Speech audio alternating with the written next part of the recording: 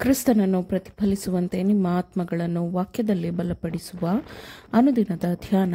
ಇಂದಿನ ಧ್ಯಾನದ ಶೀರ್ಷಿಕೆ ಸಹಾಯದ ಅಗತ್ಯವಿರುವವರಿಗೆ ಹತ್ತಿರವಾಗಿರಿ.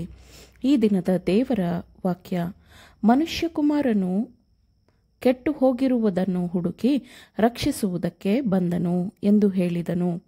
ಲೂಕ 19ನೇ ಅಧ್ಯಾಯ 10ನೇ ವಚನ. ಯೇಸುವಿನ ಬಳಿಗೆ ಬರುವ ಪ್ರತಿಯೊಂದು ಪಶ್ಚಾತ್ತಾಪ ಪಡುವ ಆತ್ಮದ ಬಗ್ಗೆ ಸಮಸ್ತ ಪರಲೋಕ ಮಂಡಲವು ತೀವ್ರವಾದ ಆಸಕ್ತಿಯನ್ನು ಹೊಂದಿದೆ. ಪಶ್ಚಾತ್ತಾಪ ಪಡೆದವರ ಬಗ್ಗೆಯೂ ಪರಲೋಕ ಮಂಡಲವು ಆಸಕ್ತಿ ಹೊಂದಿದೆ. ಪಶ್ಚಾತ್ತಾಪದಿಂದ, ಸುಧಾರಣೆಯಿಂದ ಅವರು ಮಾನಸಾಂತರ ಹೊಂದಲಿ ಎಂಬ ನಿರೀಕ್ಷೆಯಿಂದ ಪರಲೋಕ ಸಮೂಹವು ಪಶ್ಚಾತ್ತಾಪ ಹೊಂದದವರಿಗಾಗಿ ಆಸಕ್ತಿಯನ್ನು ಹೊಂದಿದೆ. ದೇವದೂತರು ನಮ್ಮ ಪ್ರತಿಯೊಂದು ನಡವಳಿಕೆಯನ್ನೂ ನೋಡುತ್ತಿದ್ದಾರೆ. ನಾವು ಆಡಿದ ಪ್ರತಿಯೊಂದು ಮಾತು ಅವರಿಗೆ ಪರಿಚಿತವಾಗಿರುತ್ತದೆ. ಎಲ್ಲ ವಿಷಯಗಳಿಗಿಂತ ನಾವು ದೇವರ ವಾಕ್ಯದ ಬೋಧನೆಗಳಿಗೆ ಹೆಚ್ಚು ಬೆಲೆ ಕೊಡುವುದನ್ನು ನೋಡಲು ಅವರು ತೀವ್ರವಾದ ಆಸಕ್ತಿಯನ್ನು ಹೊಂದಿದ್ದಾರೆ. ಎಲ್ಲ ಜ್ಞಾನಕ್ಕೂ ಮಿಗಿಲಾಗಿರುವ ಕ್ರಿಸ್ತನ ಮೂಲಕ ಉಂಟಾಗಿರುವ ಸಂತೋಷ, ದೀನತೆ, ಪ್ರೀತಿ ಎಂಬ ಜ್ಞಾನವನ್ನು, ಕ್ರಿಸ್ತನ ಸೌಮ್ಯತೆ ಮತ್ತು ದೀನತೆಯನ್ನು ನಾವು ಕಲಿಯಬೇಕು ಎಂದು ಅವರು ಬಯಸುತ್ತಾರೆ. ಮನುಷ್ಯಕುಮಾರನು ಕೆಟ್ಟು ಹೋಗಿರುವುದನ್ನು ಹುಡುಕಿ ರಕ್ಷಿಸುವುದಕ್ಕೆ ಬಂದನು ಎಂಬುದನ್ನು ನಾವು ಕಲಿಯಲೆಂದು ಪರಲೋಕ ದೂತರು ಬಯಸುತ್ತಾರೆ. ಒಳ್ಳೆಯವರು ಮತ್ತು ನೀತಿವಂತರು ಮಾತ್ರವಲ್ಲ, ಕೆಟ್ಟು ಹೋಗಿರುವವರನ್ನು ಹುಡುಕಿ ರಕ್ಷಿಸುವುದಕ್ಕೆ ಬಂದನು. ಸಹೋದರ ಸಹೋದರಿಯರೇ, ಒಂದು ಆತ್ಮವು ಸತ್ಯದಿಂದ ದೂರ ಸರಿದು ತನ್ನ ನಿತ್ಯ ರಕ್ಷಣೆಯ ಭರವಸೆಗೆ ಅಪಾಯವನ್ನುಂಟು ಮಾಡಿಕೊಳ್ಳುವುದನ್ನು ನೀವು ನೋಡಿದಾಗ, ನೀವು ಆ ಆತ್ಮದ ಹತ್ತಿರ ಹೋಗಿ ಸಾಧ್ಯವಿರುವ ಎಲ್ಲ ರೀತಿಯಲ್ಲಿ ಅವನಿಗೆ ಸಹಾಯ ಮಾಡಲು ಪ್ರಯತ್ನಿಸಿರಿ.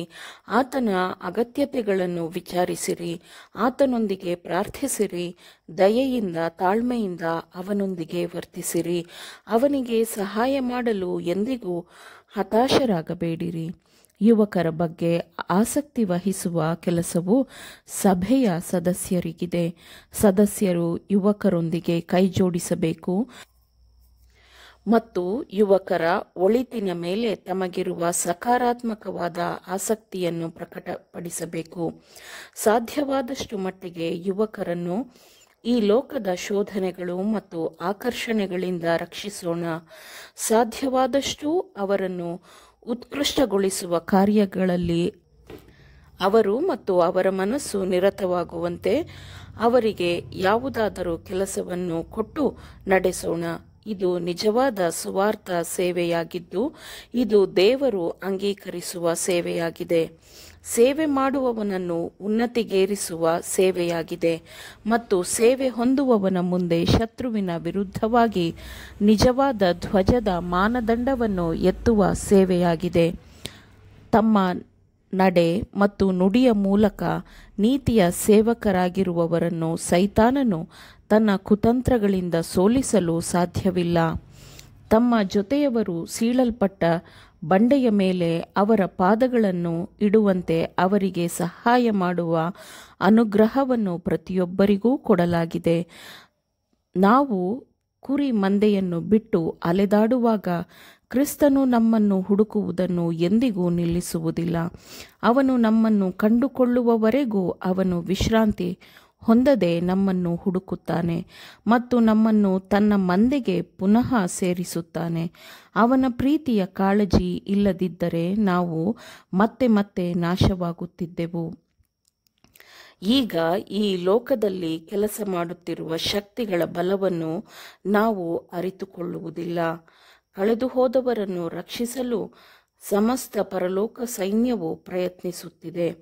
ಆದರೆ ಕ್ರಿಸ್ತನ ಮತ್ತು ಆತನ ಜೊತೆ ಕೆಲಸಗಾರರ ಶ್ರಮವನ್ನು ನಾಶ ಮಾಡಬೇಕೆಂದು ಕೆಳಗಿನ ಶಕ್ತಿಗಳೊಂದಿಗೆ ಬಿದ್ದುಹೋದ ದೂತರು ಕೆಲಸ ಮಾಡುತ್ತಿದ್ದಾರೆ. ನಂಬಿಕೆಯ ಹೋರಾಟವನ್ನು ಉತ್ತಮವಾಗಿ ಹೋರಾಡಲು, ಎಲ್ಲವನ್ನೂ ಮುಗಿಸಿ ನಂತರ ದೃಢವಾಗಿ ನಿಲ್ಲಲು ಸರ್ವಾಯುಧಗಳನ್ನು ತೊಟ್ಟು ಹೋರಾಡುವಂತೆ ದೇವರು ನಮಗೆ ಸಹಾಯ ಮಾಡಲಿ. ಲೆಕ್ಕ ನೀಡಬೇಕೆಂದು ನಾವು ಆತ್ಮಗಳನ್ನು ಕಾಯೋಣ. ಆಮೇನ್.